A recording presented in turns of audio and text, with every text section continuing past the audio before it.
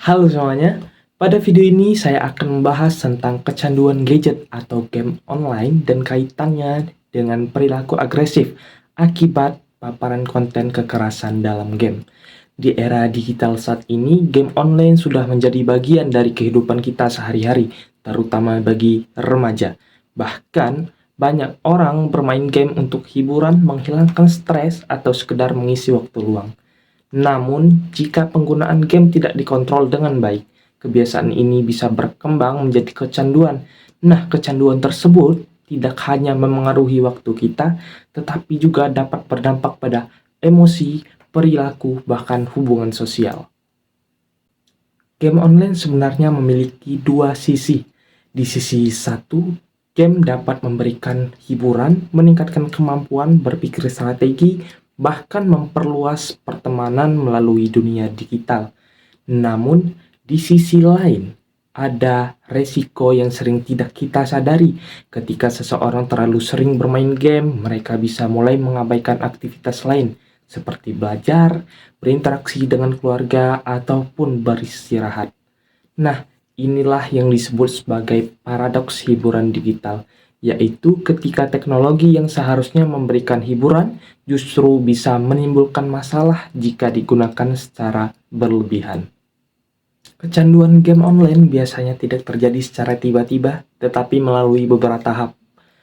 Awalnya seseorang bermain game hanya untuk hiburan, namun lama-kelamaan waktu bermain semakin bertambah dan menjadi kebiasaan. Nah, kemudian muncul tahap di mana seseorang mulai kesulitan untuk berhenti bermain. Bahkan ketika sudah mencoba berhenti, mereka tetap merasa ingin kembali bermain. Jika kondisi ini terus berlanjut, individu mulai mengabaikan tanggung jawab seperti belajar atau aktivitas sosial. Pada akhirnya, game menjadi semacam pelarian dari stres atau tekanan dalam kehidupan sehari-hari. Selanjutnya, ada beberapa tanda yang dapat menunjukkan seseorang mulai mengalami kecanduan game online. Pertama, adalah terus memikirkan game bahkan ketika sedang tidak bermain. Yang kedua, adalah kesulitan mengontrol waktu bermain sehingga durasinya sering jauh lebih lama dari yang direncanakan.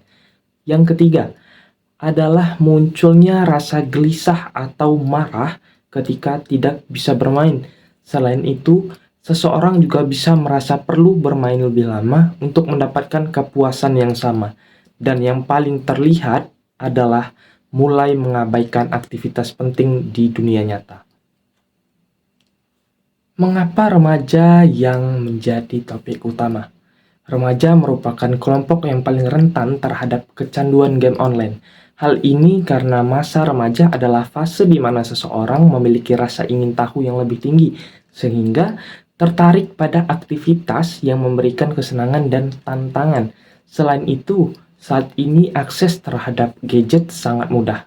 Banyak remaja yang sudah memiliki smartphone sendiri sehingga mereka bisa bermain game kapan saja. Nah, jika tidak ada pengaturan waktu yang baik, kebiasaan ini bisa berkembang menjadi kecanduan. Terus apa kaitannya perilaku agresif dengan bermain game?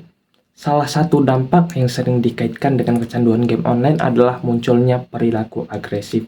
Perilaku agresif merupakan tindakan yang bertujuan untuk menyakiti orang lain, baik secara fisik maupun secara verbal. Contohnya, seperti memukul, merusak, berteriak, maupun menghina orang lain. Nah, hal inilah yang dapat terjadi karena banyak game yang menampilkan adegan kekerasan, seperti pertempuran atau penyerangan terhadap lawan. Selain paparan kekerasan dalam game, faktor emosional juga berperan dalam munculnya perilaku agresif. Dalam banyak game online terdapat unsur kompetisi yang sangat kuat. Ketika pemain mengalami kekalahan, mereka merasa frustasi dan merasa marah. Jika emosi tersebut tidak dikelola dengan baik, kemarahan tersebutlah yang muncul saat bermain game bisa terbawa ke kehidupan sehari-hari. Akibatnya, seseorang menjadi lebih mudah marah dan sulit mengendalikan emosinya sendiri. Kecanduan game online dapat berdampak pada berbagai aspek kehidupan. Dari sisi psikologis, seseorang bisa menjadi lebih marah, cemas, dan menjadikan game sebagai pelarian dari masalah.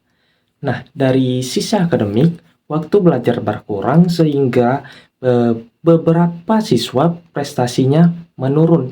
Sedangkan dari sisi sosial, individu cenderung menarik diri dari lingkungan sekitar dan lebih banyak menghabiskan waktu di dunia digital. Nah, beberapa penelitian menunjukkan bahwa semakin lama seseorang bermain game, maka semakin besar kemungkinan munculnya perilaku agresif.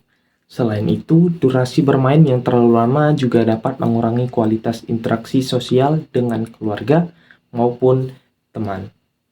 Karena itu, penting bagi kita semua untuk menyadari bahwa waktu yang kita habiskan di depan layar juga perlu kita batasi.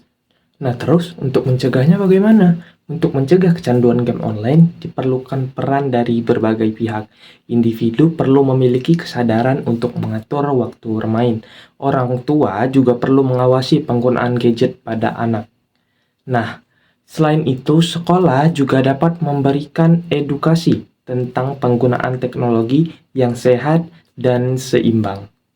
Ada beberapa langkah sederhana yang dapat kita lakukan untuk mencegah kecanduan game.